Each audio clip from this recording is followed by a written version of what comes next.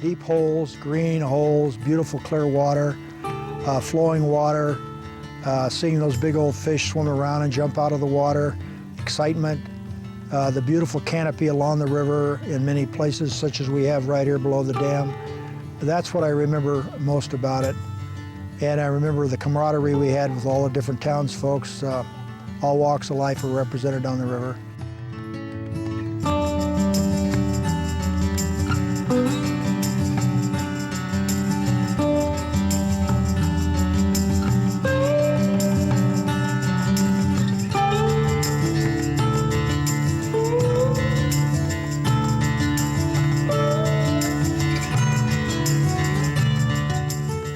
The fishing in the Ventura River was supposedly, I understand, one of the very best steelhead streams all along the Pacific coast. And until the decade of the 50s arrived, it was one of the foremost steelhead fishing creeks. But then we had to say goodbye to it when the 50s came. Well, it kind of went dead when they put that Matilija dam in. Well, that was the end of it. And that was the end of it? No, not the end. quite. It was not quite the end because when the Casitas was, how many years later, 57, is it? Yes. Something In like 50, that. I remember going fishing with my nephew Stanley and his friend. This before they completed the dam. the Casitas Dam. And we were fishing at the junction there where the Coyote Creek comes into the Ventura River. Mhm. And we got lots of trout. It was in the 15 limit area then. My. And it was high water, but it was clear, and we all got our limit Yeah. fish. But You know, y'all, Casitas was really the yeah. nail that. And there were some other factors that fit in too. The Ventura River levee, when it was constructed, they did not give the considerations that they should have given to the natural environment of the river. And they built a fine levee there, no question about it. But in the process, they completely leveled the Ventura River. If you remember, after they completed the levee, there was hardly a bush or a tree standing. But of course, it, struggled back, and as Mother Nature will do, she started restoring herself as best she could. But the water supplies were cut off for its normal flow, and also, if you remember, the gravel companies were given permission to mine up and down the river. And I can remember the 50s when we would go down there to swim, it would be in these gouged out holes in the middle of this. Great. Yeah, the riverbed was flat, a few rocks, hardly any trees. You don't remember the rock crusher? The big rock crusher. They called it the rock Yeah. crusher. That was called the one. They dug a great big hole. I hunted in it, rabbits used to, after it, they put mine in, the brush and stuff grew up in it, and then as the river flowed into it, it filled. As a matter of fact, I was fishing for steelhead one day before work, I couldn't get a thing out of that hole. But as I was fishing on this end, Bunch Frazier came walking down the other side, downstream. We said, hi, and I had to go to work. Anyway, I've been fishing for an hour. I haven't caught a thing. He made one cast and pulled a fish out from the other side. But bringing back the rock crusher, the river did meander back and forth from side to side, even in flood years it cut, and channeled to the mouth once in a while. I think it was 38 it channeled to the mouth. The reason I remember that, because I had been, I was delivering bread at the time, and I was at Leo's Spanish Kitchen. And Vic Mongaroy was there at the time after Leo. And I delivered bread. Then he'd open the icebox about once a week and show me these trout. And guys, where'd you get them? A Sespe. Well, I hammered that Sespe for a month, from as far as I could go, as far as I could walk, week in, and I could never get any fish that looked like that. Wow. So one day I was talking to Lester Perano, he and I used to hunt fish together a lot. And he said, John, he said, don't tell them that I'm telling you, but they're getting them at the second mouth. Oh, really? Wow. The fish, that's when the river overflowed, it took this original channel to the second mouth. And then they dammed it off so it wouldn't flow anymore. Yeah. But those fish were landlocked in there. And they were all steelhead, young steelhead. Well, when the steelhead came into the system after the first big rain, and usually that was an inch or more. And if they didn't get rain until late, they would still come in the system and traverse the river as far as they could go, because some of them are ready to, they're ready to spawn. But this usually took place sometime in usually late December, January. And when they got in the river, why it was really exciting, and everybody in town was there, including the fire chief, the police chief, district attorney, and everybody of all walks of life. I mean, it was everybody there. And What do you think, Phil? Do you think there'll ever be a day when the Ventura River will run free again? What do you think? Well, I'll tell you, once they tear that dam down up there, then the water will start flowing down and the fish will start going up again. And that's going to bring some good fishing up there. You gotta get some good rains too. Yeah. All right. Yeah. But with the dam down, your water will be free. I think these fish have survived the upper streams, because I had deer in all this back country, and you get some of the upper stretches, and you're amazed where you find these trout. Some places look like ditches and gulches where they come in the cesspit, and you walk half a mile into them, and in the deep part of the canyon, here's little trout up there. Yeah. So those must be. Well, You know, if those big fish ever run free again in the Ventura River, it's going to be a tribute to the species' stick-to-itiveness and will to live, and its nature to continue on. It's just amazing. I'm hoping that they will. I'm sure they will. Hey, With sir. the dam coming down, to be limited, and never be the fish that we had in the past. But with the restrictions they have and the people involved in them, the care they have for them, I'm sure they'll come Yeah. back. Aren't you hoping so, Phil? I'm ready. I'm ready to go. Yeah. Still got my old pole. Yeah, you keep it handy just in case Yeah. there's another run. Hey, you never want to give up, you know. that's it. If there's fish around, we want to get them. Yeah. Well, have this thing of steelhead petting, have you ever heard of such a thing? Have you ever had the experience? Steelhead petting. Yeah. Okay, I had my first experience. I know there's been others too, but Junior Garcia, Lencho and Verna's eldest son, Joe, call him Junior, but he was a river rat and a half, and he knew the river probably as good as anybody ever has. But yeah, following him one afternoon or morning, whatever it was, but we approached a hole that was downstream from the old pipe hole.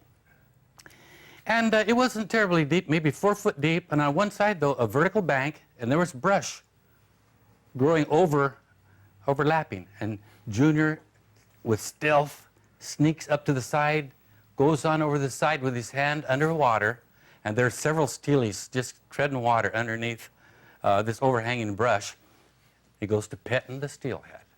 So I get my turn. I go in the same way. I go in real slow, and I'm petting myself a steelhead. It's the darnest feeling. You can feel this big fish moving and treading in the water. I remember the first steelhead that I ever saw. I was probably maybe 8 or 9 years old, and I can still remember it. It was a real long, sleek, like a torpedo, and it moved real fast, and you could hardly see its tail move. And it was down at the mouth of the Ventura River in the estuary. I was standing on the beach side in the sand. There was tons of fishermen there, all older guys, of course. And I was really enthralled with that. And of course, I became interested in fishing around 5. My dad introduced me to catfish and perch with a cork and a worm down near Ontario. And so I really got fascinated by the steelhead, and I think I caught my first steelhead. I was around 10 years old, out of the shell hole. And at that time, the shell hole was a beautiful big hole, very deep, and had very clear, clean water all year round. And it was in mid-November, very early, just after the season opened. It was only about 16 inches long. Immature adult, or yeah, it would be an immature adult. But it was just a real adventure to go to the river. And there was a big group that I finally and my brother became a part of, called the Ventura River Rats. And that was just a group of guys that sort of, we self-identified because we're always down the river fishing whenever the fish were there. But before the river came up and the fish came into the system, there was an awful lot of fishing that took place in the surf. And you would cast spinners with either fly rods or casting rods. Of course, those days didn't have good casting reels. They were knuckle busters, banging, you know, the handles were turning around and couldn't cast much more than 50 feet. But a lot of fish were taken out of the surf with big spinners, number 4s, 3s, 2s, copper and brass. And also, a lot of the old guys had long fly rods, like 12-foot fly rods, and they fished with fly rods, casting spinners in the surf. In fact, I caught a 20-inch steelhead once on my fly rod, casting a spinner in the surf. One day at the dump over there, right, that's with all the big, there was a big hole down there, and I went down, and I saw a great big steely like that. And I had me a little fishing pole with maybe 30 yards of line in there, not very much, and the steelhead had a big hook nose. Aye. And he was about that long, and I tried to catch it. Boy, his little gills were just like this, just like that, you know, just like that. And I never got it though, because he wouldn't bite.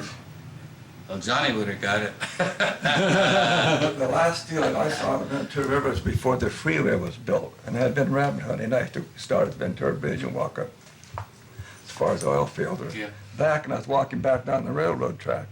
And as I got to the tin can holes, or 100, 200 yards from it, I could look down, the water was low, and there was down like a stream 5 feet wide going into the hole. But as I could look down, I could see this wake on the side of the bank. And so I walked over, went down and looked, and there was a steelhead. And when I walked down there, he just shot up. He beached himself. There wasn't that much water. There's no water to go to. He just went about 5, 6 feet up. And I flopped him back in the water and went to Victor Perano about it. But that's the last steelhead I saw. It had to be in the late 50s before the freeway was built. Well, they closed off the fishing. I mean, they used to stock a lot of fish. We're talking about, 7, 8 years ago. And I used to go fish at Ventura River up above Matilija. And I used to go before I go to work. I used to catch my limit, come back, and I was working at the church, and I go and clean them up real quick, throw them in the bag, and come on home. Yeah, and I did that for a while until they cut all that program out. You had to have they didn't stock any more fish, period. Matilija, before and after, you know, there was a fishery there. There was fish in the bottom part trying to get up. They never could make it up very well. That fish ladder never worked for them very well. And then there was fish that were landlocked on the top side, and they thrived and survived. So the dam was a definite impediment to the natural travel of the trout. As far as before and after, the fishing was fantastic and fabulous in the Ventura River up until that period of time, and then it quickly went downhill. Isn't that the way you remember it, John? Very much so. These fish are still there. I'm going to bring that up. They're in the upper reaches of all the creeks. They're still there. All they need is access to the ocean and access back to where their spawning grounds. And the seed is there. I'm sure the seed is there, and I'm sure if they have the water, they'll do it. What a species, and they thrive again, in there. They are there. No, I tell you, in my deer hunting, I have been up draws where fish are landlocked. They could never spawn, but this is just a natural thing for them to do. They just go upstream and spawn, and they just go. Yeah. And they reestablish themselves year in, year out. They may have droughts where they completely dry up, but wet years, here they come. It's just something that's just bred and born into them. But they do have to have access, and that dam is in the way. Yes, it is. You're run up against the dam, period. A big stone wall, and that's it. It all stops there. It's amazing how persistent the species is. And they're ready to come on back up. I mean, the remainders that are still there, apparently the southern steelhead isn't completely gone. It's sure endangered, but let's hope that there's a chance for the species to survive. The southern steelhead. Well, the bottom line is that dam has to go if we want. Exactly. There's no other way out of it. We're right stuck where we are, have been for the last 30, 40 years. If we don't take that dam down, there's no way it can go forward.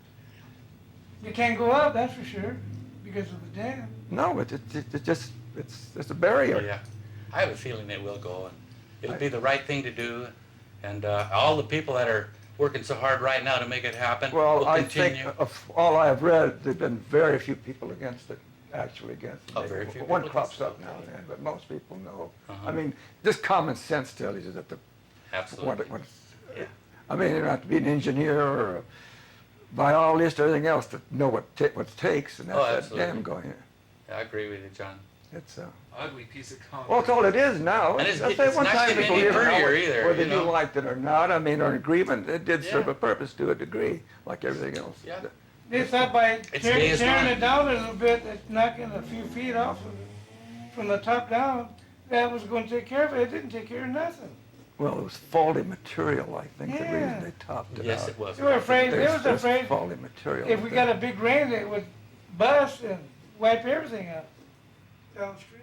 Yes, there was a lot of controversy at the time they built it, whether it was safe to not, whether the foundations were like the Francisquito Dam. They were wondering if it's the They same. wiped out.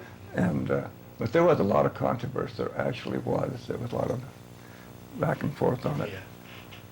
At this point, we don't know what they're gonna do with it, right?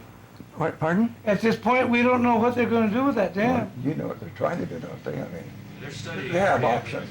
They have options whether, I guess, removal of the silt behind it is the major problems in it. It's what to do Yeah, with it, whether, that's- I whether let it, understand. whether it, either let it take the dam down gradually and let it wash out gradually, or flush it down with through pipes. With the rains. I think one of the coalitions said that if they just took the dam down, so much sediment would come down the Ventura River that it would just fill the floodplain up and it would flood over into the. Yeah, what they'll have to do if they choose incrementally lowering the dam until all the silt is removed, what they're going to have to do is to monitor after each event to see what problems are occurring, from there to the ocean, and deal with it. That's going to be the real challenging and tricky part, is to maintain the ecology or the environment of the river, and at the same time to get all this silt Well, I guess the problem out to the ocean. taking the actual dam itself, I guess it's just hauling away the concrete and stuff. But that's silt behind it. It's Yeah, the silt behind it is the big volume. It goes up there. I can't recall the numbers, but they're huge as far as the volume of silt back there. Can you imagine what it's gonna cost to do all that?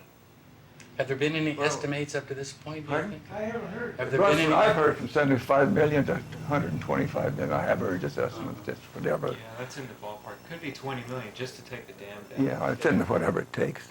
Yeah, I think what's really important too, another important thing about it is that Matilija will be a prototype for many other dams throughout the whole United States that are approaching their lifetime expectancy, and it's going to be a time of deconstruction.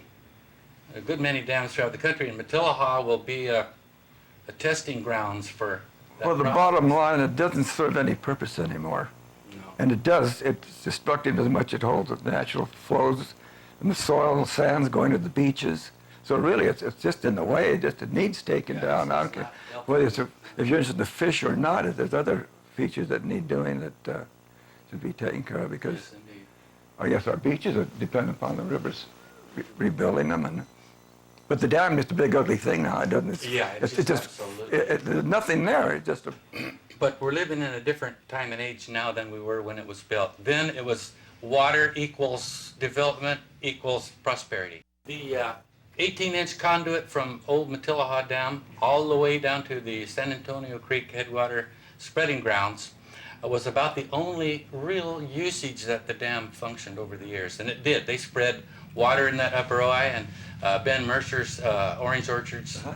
yes, they were saved by He told me that operation. Yeah, no question about it. But I think it's outlived its usefulness, and that's the point where it is right now. It's just Yeah, it's not useful anymore.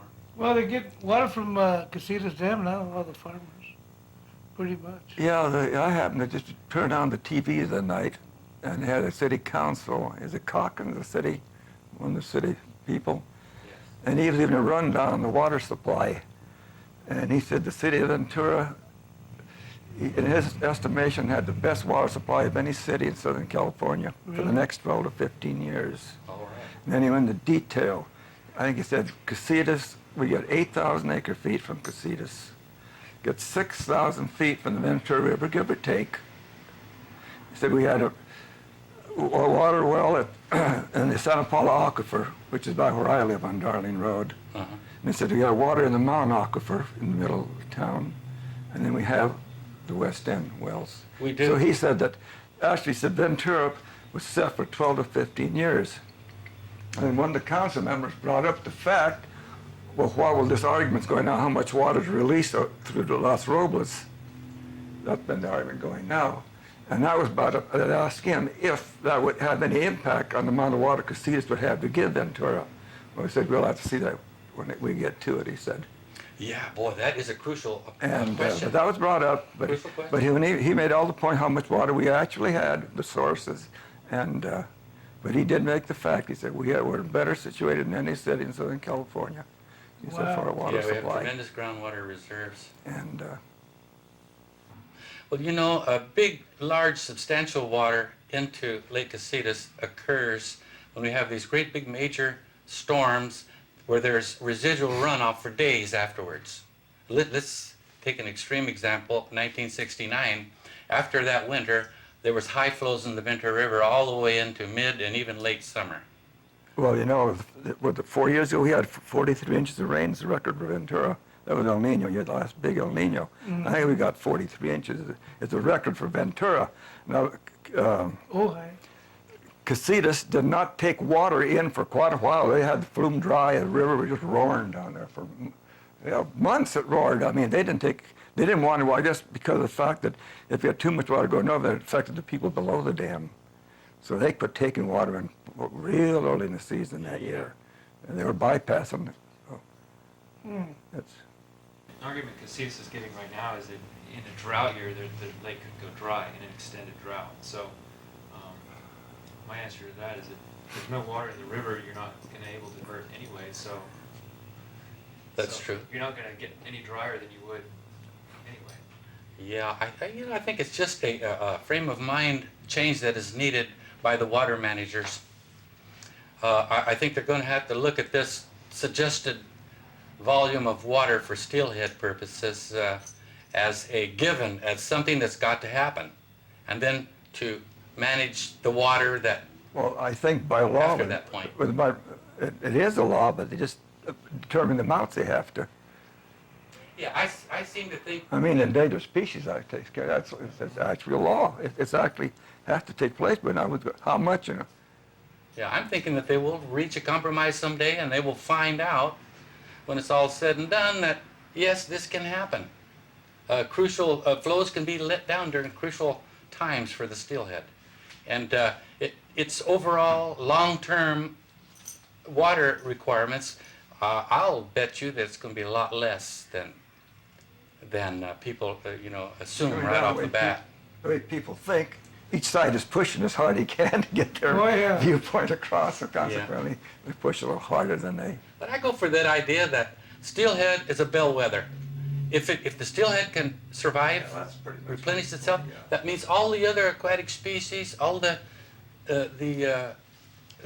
ecology along the river will then become natural again. Let's put it this way: they belong. They belong. My goodness. Yeah, that's a What do you think, that's- Phil? Right. I mean, they that. belong. I They mean, belong. they can make Yeah. arrangements. They belong. Well said. And that's the whole thing. And now getting back to how much water, how much it actually takes. We're never going to see fish like I saw or you guys saw when you were kids, but you will see fish, I think. And All walks of life are represented on the river. And of course, like I said before, we sort of self-described ourselves as old Ventura River rats, and that took in the captain of the police force along with a whole lot of other dignitaries that were there when the fish were there. It was a wonderful time. I really don't have that aspiration to come back and fish again. And I think that maybe the highest value that we would have with having reestablishing the viability of this system is just to know they're there.